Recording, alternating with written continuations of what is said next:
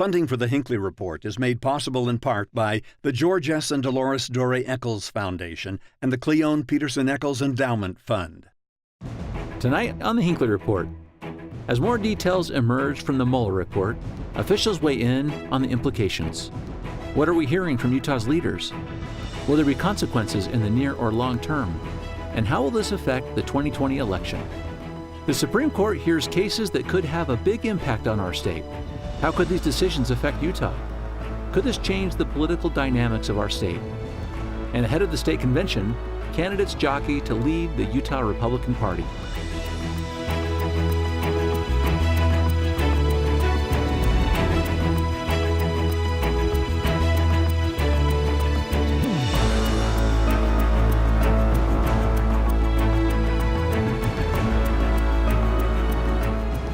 Good evening, and welcome to the Hinckley Report. I'm Jason Perry, director of the Hinckley Institute of Politics.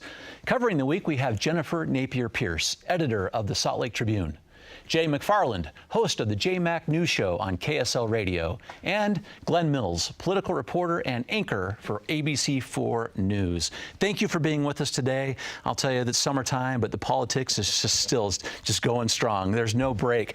Jennifer, I want to start with you about what's happened with the Mueller Report. All right, we talked about on the show last week about a little bit of the content, but I want to talk about what's happened now that people have read it. I'm sure you've gone through your share of it. How are Utahns reacting to that report in terms of how they're viewing the president and how the politicians are going to take advantage of it? I mean, who really knows what's on the minds of Utahns? But I surmise that the people are tired. They're just fatigued. You know, they see the report and they're on the one hand just exhausted by politics, and then on the other hand they're just outraged by some of the allegations that are made in that report. And I just think the findings sort of validate the suspicions that a lot of people have about the ability of President Trump to be a leader and to be the leader that we want him to be. You know, the dishonesty, the corruption, it's undeniable. And so I think that, you know, at this point, people may not want to go impeachment route, but they are willing to continue to listen to the debate. Yeah, that seems clearly true. It's undeniable, but yet only 2 of our 6 members of our delegation came out and said, I'm troubled or I'm sickened by the allegations that are made in the report. 3 of them, in Senator Lee, Representative Stewart, and Representative Bishop, they were pretty emphatic in saying, look, this shows no evidence of a crime and it's time to move on. So we really saw a different narrative coming from our elected officials on this. J-Mac, I want to give this quote because Glenn referred to it a little bit. I want to talk about the Mitt Romney statements, all right, and get your reaction to it because it got an immediate response from the president. So Mitt Romney in a statement said, I am sickened at the extent and pervasiveness of dishonesty and misdirection by individuals in the highest office of the land, including the president. This may be the harshest statement that we saw from a Republican in the Senate. Explain that to us a little bit and the reaction. Well, Mitt Romney has been one of those people where one day he's got this incredible backbone, and then the next day you're like, where did that go? A couple of things about Senator Romney. The first thing I loved is that when the Mueller report came out, he said, you know what, I'm going to wait a day and read it. And everybody else was already commenting. I'm like, what a concept. We're going to wait before we knee-jerk react to something. But when you read the Mueller report, and I took the time and I read all of the pages of the Mueller report, I don't know how you can conclude any differently than Mitt Romney did. It doesn't say collusion didn't happen. It says collusion is not a crime, that there's nothing in the penal code that says that what they did is legally wrong. But the Trump administration did work hand and glove with the Russians to interfere with this election. That's collusion. It's not prosecutable criminally, but it's collusion. And the obstruction allegations, definitely. Yes. I mean, the Mueller report does not say exoneration as the president has claimed. No, quite the opposite. And so, again, I think there's enough meat in there for people to continue to consider. To your point, though, Glenn, I think, you know, yes, there are sort of different reactions from our delegation, but at the end of the day, they're not doing anything. I mean, none of them are endorsing some action. And to me, that's a little troubling. Also, one interesting point, though, in the statements that we saw from our elected officials, Mitt Romney said, it's good news that this report doesn't show significant evidence or that the evidence is insignificant. We heard from Mike Lee, no collusion. Moving on, so we heard different words from our elected officials. Yeah, but why do you think this is the case? So let's just, they're all saying a version of the same thing, but what Jennifer said is right. Not one of them has started an investigation. The Republicans haven't, right? They haven't said, I'm going to launch an inquiry into those things that all of you just said. Why is that? It's politics. Politics. Well, and I think it's because of the people. I think everyone had already decided on the Mueller report. So when you had the Attorney General come out and say, nope, no collusion here, nothing to see here, most people in Utah, talking about how Utahns feel, I feel they all just divided right on their sides, right in line with their political affiliation.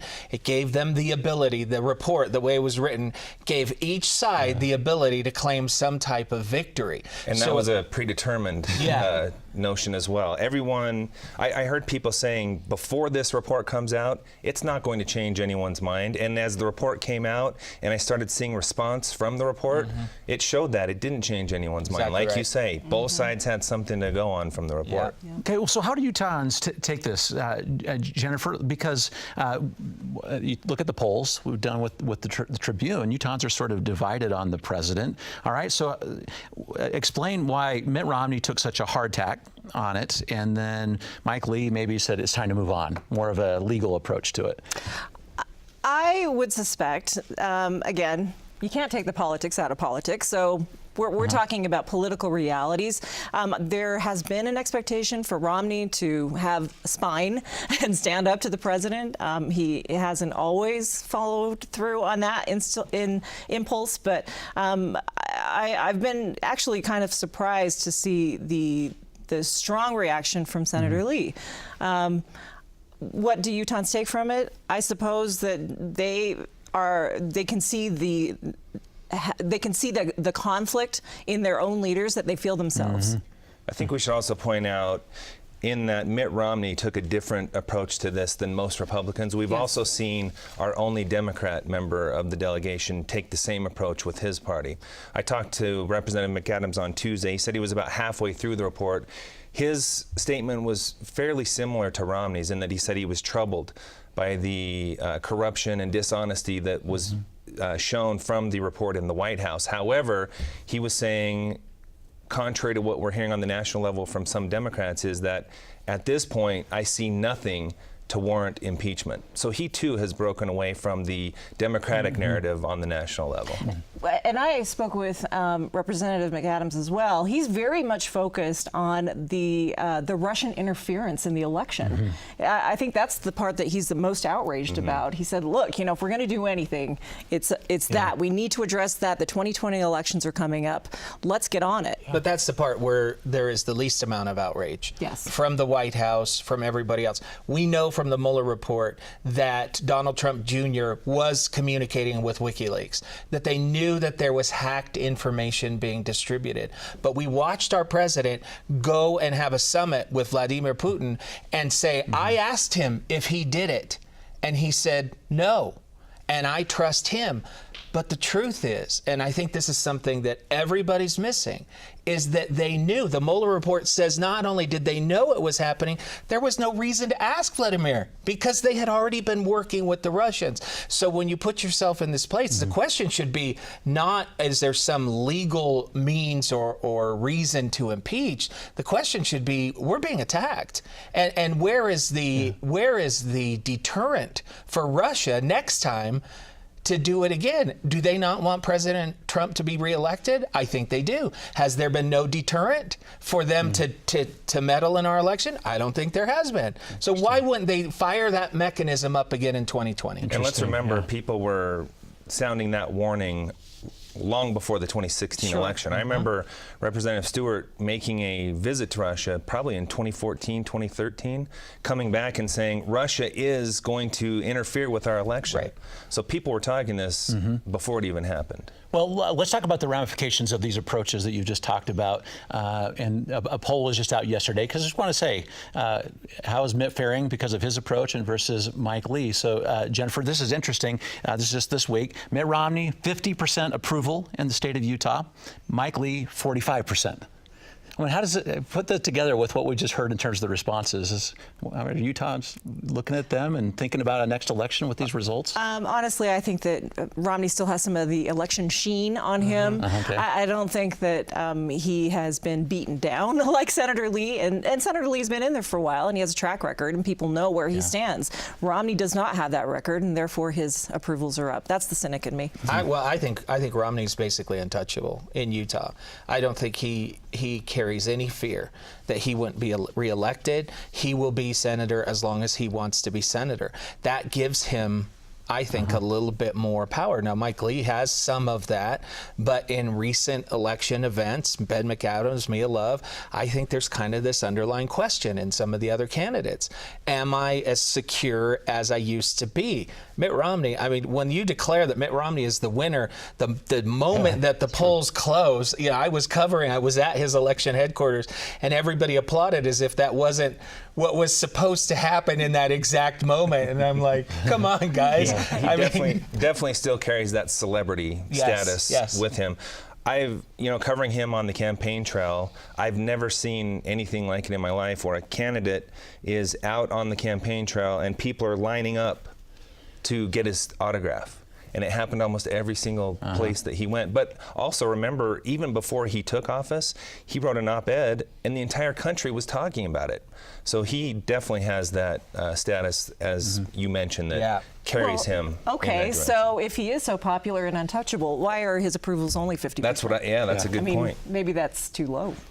I think if you look at approvals in general, members of Congress and the Senate, it's always going to tend lower, especially in today's world when people really don't. I don't know how to know what right and wrong is anymore in today's political world. I read the Mueller Report and I see dishonesty, I see corruption, I see all of these things, and then I see somebody like Mike Lee read it, and it's like a completely different interpretation. So if you pulled the politics out of it, or if you did what I call the partisan reversal test, and you say, okay, this is a report. Let's pretend for a minute this is a report about Hillary Clinton.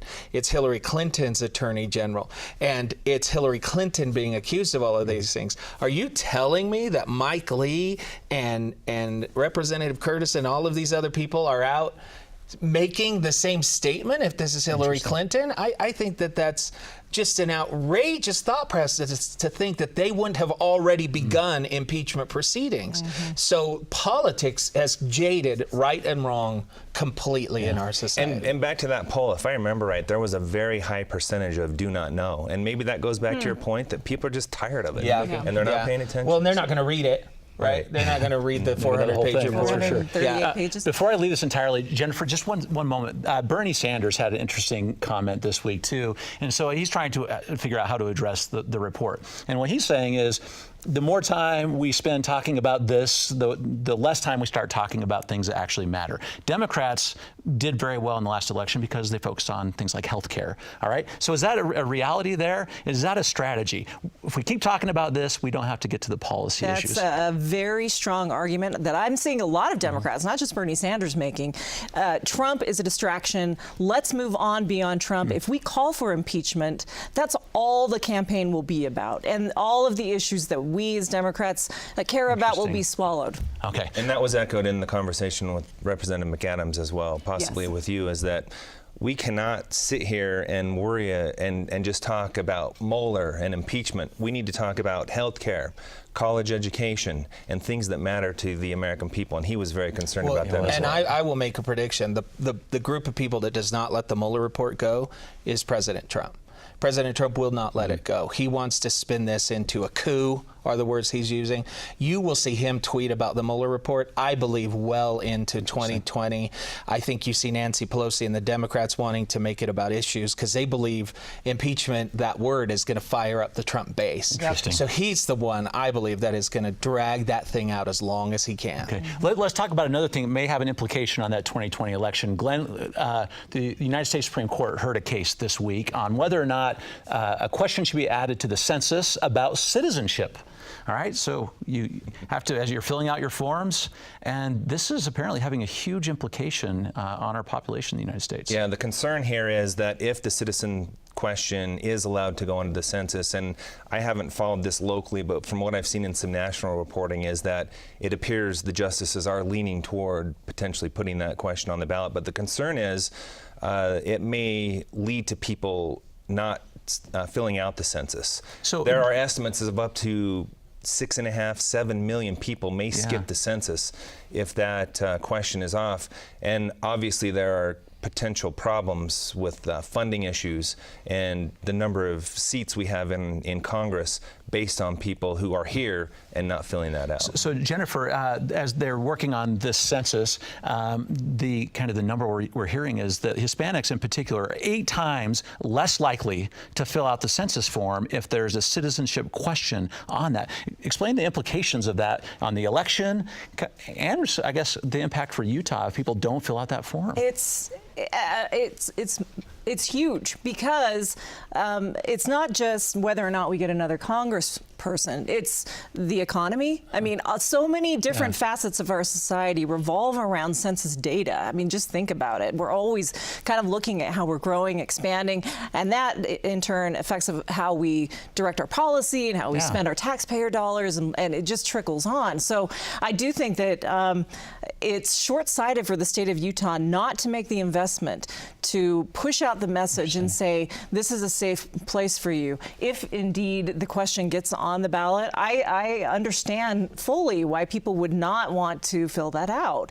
The United States has tarnished record when it comes to race and citizenship, and we have a president who has a clear anti-immigrant agenda. So I understand the hesitation, but the stakes are high. Well, I also understand why you would want to ask the question. It would be nice to be able to, look at your data and say, here's how many illegal immigrants we have. So and but how that affects. But he's not going to look in the aggregate. But no, I totally agree.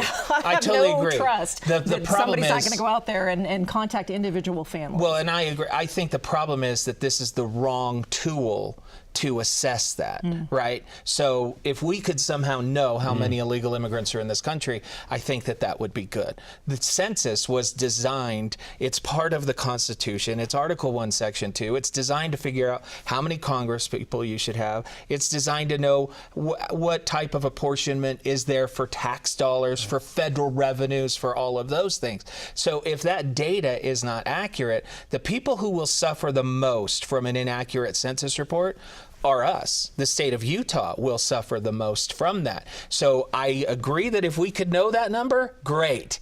But this is the wrong mechanism to figure it out. So for the Utahns who are looking at this, J-Mac, so you gave a pretty good so what answer to that question then, right? So, how will Utah specifically look at this then, all right? Let's say we're not looking for a question about a new seat. I mean, that's what the interesting question is, right? So Utahns right now are saying, so what?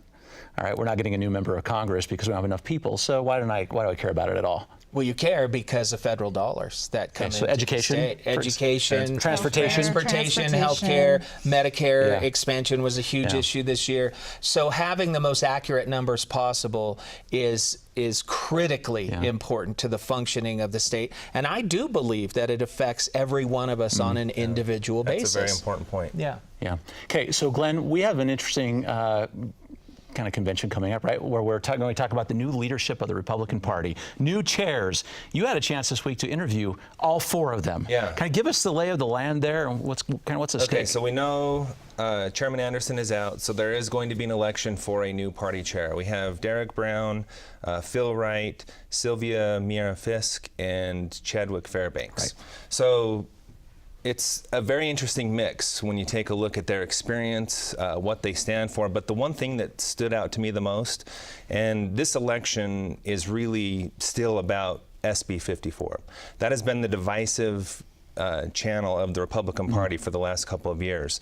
And every single one of them say right now, and this is pretty interesting, especially when you talk about Phil Wright, who has been the face of opposition of SB 54. Even he right now is saying it is the law. We need to move forward with it. I'm not, if elected, I would not treat signature candidates any different than those who go through convention. So that's a big change from him. However, he's still saying, I believe the law is unconstitutional and we should encourage our state legislature basically to repeal it. And every single one of them support the caucus system and convention system. However, they're saying, but SB 54 is the law of the land and we need to move forward treating it as such. So Jennifer, they're all saying that, all right? So it's great we have 4 of them maybe saying this is the law of the land, but that's sort of not the end of that question, is it? It'll be really interesting to see who actually wins, because the party is not unified on that issue. Perhaps they are, but the party is not. And there are some very vocal opponents of that still, you know, saying, well, let's try this legal avenue, let's do this, let's change the law. I just think that this issue is not going away with the change in leadership. And when you talk about the delegates who are making the decision for the chair, they're the ones who are more likely to favor the caucus convention system over the signature gathering. But I remember back to 2 years ago when it was Rob Anderson versus Phil Wright. It clearly was all about SB 54. Rob Anderson said, look, it's time to move beyond this and move on. Phil Wright, you know, he made it more about we need to take our party back and our party needs to be the one choosing our candidates, and Rob Anderson ended up winning that election. Okay, so go ahead, J-Mac. Well, I was just going to say that this whole thing is very interesting to me. I've lived in many other states. I've never seen anything like this kind of civil war issue inside of a party. And the reason for that is because every other state I've lived in, it's not necessarily clear which party is going to win in the next election. So what happens is they focus on winning elections as opposed to who's going to control this all-powerful party in the state and whether or not you're going to allow the voice of the people or this caucus system. So everybody's caught up in this, but I can promise you if we had a little bit more parity in the state between the parties, I think all of this would wash away instantly, because the question is, who is the leader of the Republican Party who is going to get us victories in the next election? Because the victories are a foregone conclusion. There's time and space for all of this other madness. Except that, oh, go ahead. No. November was not the best month for the Utah Republican Party. They lost the 4th congressional seat. They lost ground in both the House and in the Senate. And when I was talking to the candidates for chair, to a T, all of them said, this division cost us in November because they were so focused on the internal fight that they were letting some of the other duties of the party slip in supporting candidates. So maybe this is enough. Maybe that was enough of a wake-up call to say we got to get our act together. I don't know. I mean, I think the divisions in the party are sort of a reflection of who we are right now. I mean, there are so many political divisions within just the general population. It should not be a surprise that we find that in the party machine, right? Yeah, so I would say even in supermajorities there are a problem. But can I talk about a couple of those? Because when we are going to watch what comes out of that meeting, we'll have got new leadership, but there's some resolutions in there that might show that we are not completely all together on a couple of big issues. So Jennifer, I'll talk about the first one. So already a resolution to repeal the newly passed hate crimes bill. That's something that'll be presented to the Republicans in this meeting. Explain that a little bit. I don't know if I can explain it, although I do think that, you know, both parties are just an experiment in dysfunction at this point. There's just a tension between more centrists and more extremists. This is a measure from the extreme right, and they say the law should be equally applied to everyone. This hate crimes bill gives it makes inequities in the law, and so therefore we should throw it out. Obviously, that is not the way the majority of the legislature and the governor felt when they signed the bill this week. Which was a hard-fought victory for them this year. J-Mac, I want to show you a quote from Representative Andrew Stoddard and see how this is going to play with this meeting and Republicans coming together. He said on this hate crimes proposal, "This brazen attempt to go against our new hate crimes law because it is dangerous to liberty makes me sick." I mean, it's interesting, right? This is because that's the argument right there. The hate crimes bill goes against our liberty. What? I hate it when people go to such extremes to fight over an issue. I actually understand why people are against it. I think we should have hate crime legislation. But the argument they use is if you're assaulted because somebody wants your money, or you're assaulted because they don't like you, the damage to you, the physical damage, you're almost saying to the person who was assaulted for money, you're not equal. What happened to you is not the same. So I understand that. It's not the same. I agree, and that's why. But that's the argument they're making. That's why I seek to try and understand the argument, as opposed to it's an assault to liberty and all of these things. Do you know what I mean? I think that there are some viable points on both sides, but I think if you look at hate crime legislation across the country, you find that there is value. And as you pointed out, we're in a world where hate crimes are up, where this is a real problem. We have people fomenting that anger. I think doing things to at the very least, send a message that we're not going to tolerate it and that this is a real important issue for everybody. We need this in our society today because we're being pushed so aggressively, divided and against each other, that we're going to see more if we don't do something. I think at the end of the day, this conversation might be a lot to do about nothing, because it's going to have a hard time getting through. You already mentioned everyone who was behind this: Senate leadership, House leadership, the governor, the Church of Jesus Christ of Latter-day Saints came out and said, we are not opposing this year. At the signing ceremony, it was grandiose, a bill decades in the making. This had so much support. Even the vote in the House ended up being kind of shocking. The vote in the House cleared the House quite easily. The Senate, it's because they didn't focus on ideology. I think that's what some of the hang-up is. It's like, well, this person hates me, therefore I'm prosecuting, giving extra prosecutorial power against a belief system, and that's not true. It's focused on action. And that's how they got the buy-in, and that's why it's going to be very hard to overturn that. That's right. All right. Thank you very much for the conversation today. Very good thoughts on these very important issues. Appreciate it. You can subscribe to the Hinckley Report as a podcast. Please go to Stitcher, iTunes, or your favorite podcast platform and like us and subscribe. Thank you for being with us. Good night.